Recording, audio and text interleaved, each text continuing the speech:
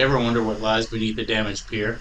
When Hurricane Nicole tore through Florida, Anglin's Pier took a direct hit.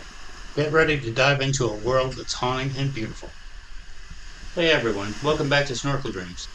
Today we're diving into the iconic Anglin's Pier in Pompano Beach, Florida. In 2022, Hurricane Nicole swept away the middle section and now the whole pier is condemned.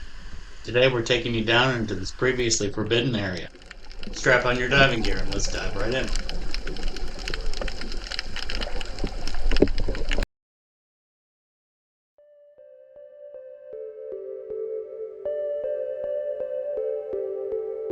These snook are here to feed on the bait fish under the pier.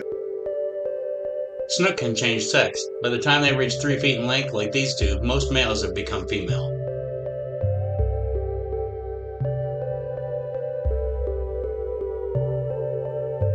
These are tarpon.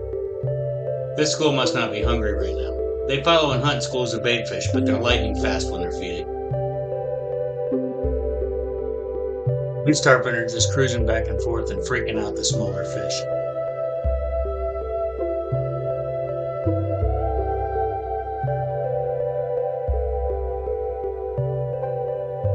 It looks like they surprised the spear fishermen too.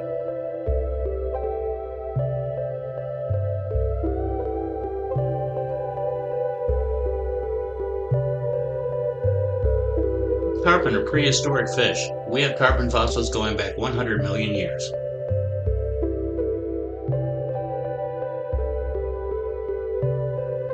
These stingrays are having breakfast. They have powerful teeth adapted for crushing clams and other mollusks. Southern stingrays aren't known for caring for their young, but these two seem to be sticking together.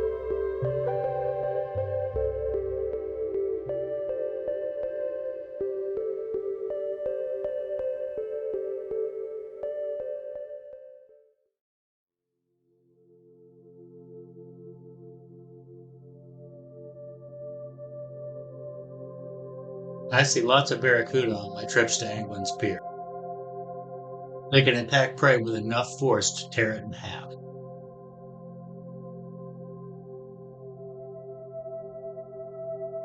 Baitfish like these are important. They bring the larger forms of life to the pier. Aside from being important, they're beautiful to look at.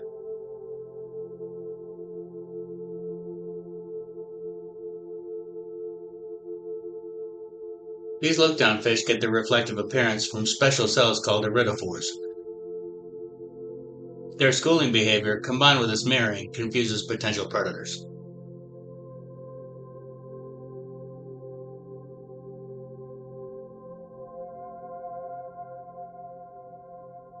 There's a lot of activity here during the weekends, like this group of scuba divers. You have a better chance of seeing sea life if you come during the week. These midnight blue and rainbow parrotfish actually eat coral. They have a juvenile queen angelfish with them. Queen angelfish get their name from the blue ring on their forehead that looks like a crown.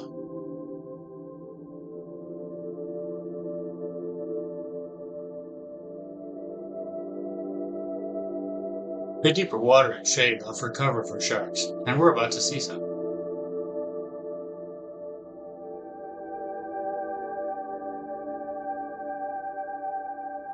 Juvenile nurse sharks usually spend their days tucked in the shallow coral and resting. They like to return to the same spot. This shark isn't sticking around to be filmed. It startled the tang school cruising the bottom, but it didn't faze the baitfish.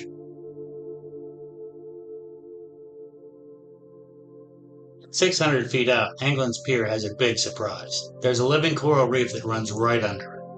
Larger sea life lives out on the reef, even manta rays on occasion. We'll see more sharks out there.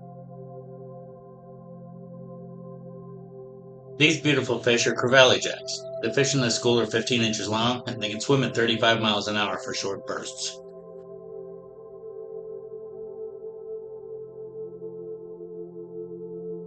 Crevalles can make a croaking noise with their swim bladders, but I've never heard any of them croak so far.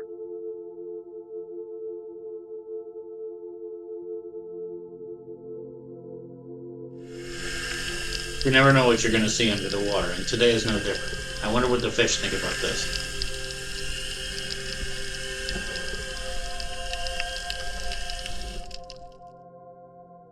This isn't an actual bait ball, more of a tightly packed school, but you can see a lot of the same behaviors you would see in a bait ball.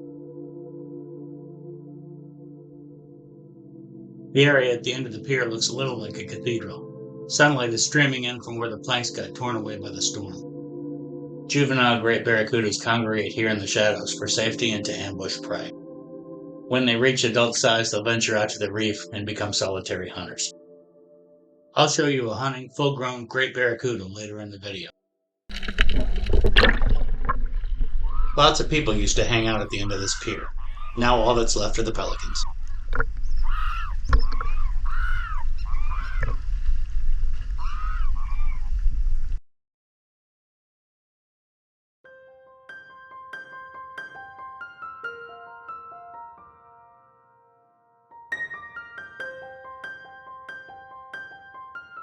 I always see tangfish in large schools cruising over the reef.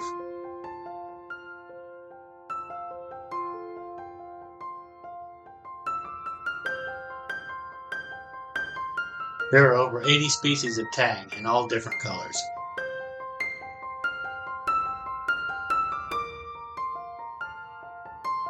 Tangs are herbivores. They remove microalgae from the reef and keep it healthy.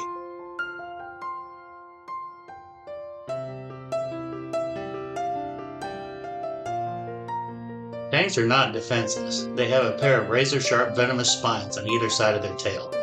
They can raise these spines and whip their body from side to side and stab predators.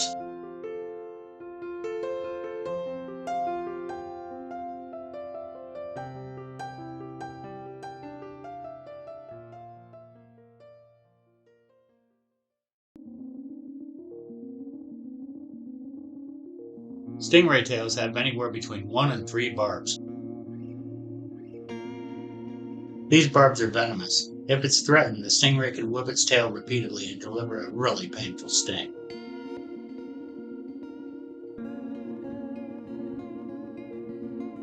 Here's another juvenile nurse shark running for cover. Most of the bigger ones out on the reef, though.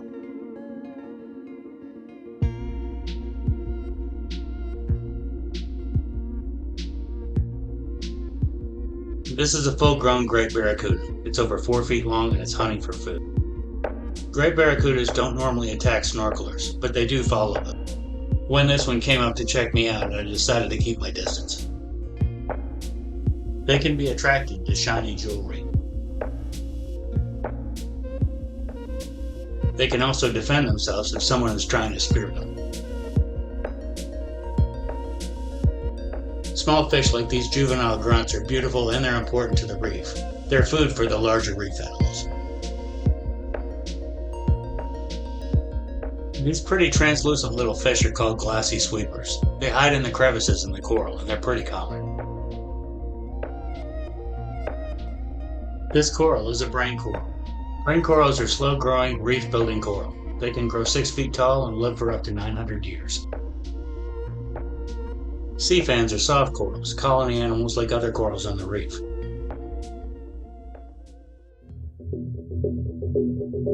Nurse sharks are usually active at night, but this female is curious.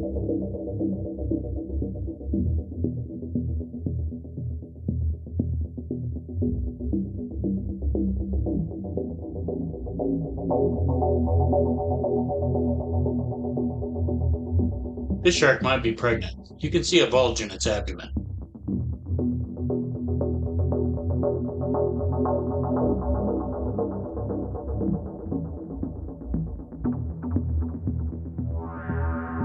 Nurse shark eggs hatch inside the mother's body and the young are born alive. She'll usually have 21 to 29 pups in a litter.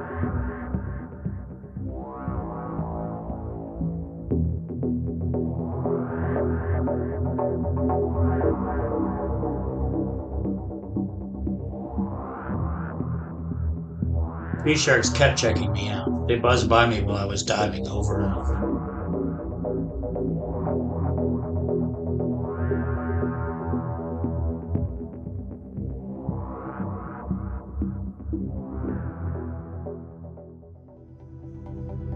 It will be years before Anglin's Pier gets rebuilt, and until then we have a great place to dive and see sea life that we can't see anywhere else in the area. Hopefully this solves the mystery of what's under and around Anglin's Pier. I hope you all had fun, and I hope you all come out snorkeling sometime. Want to learn more about snorkeling in South Florida? Watch one of these videos.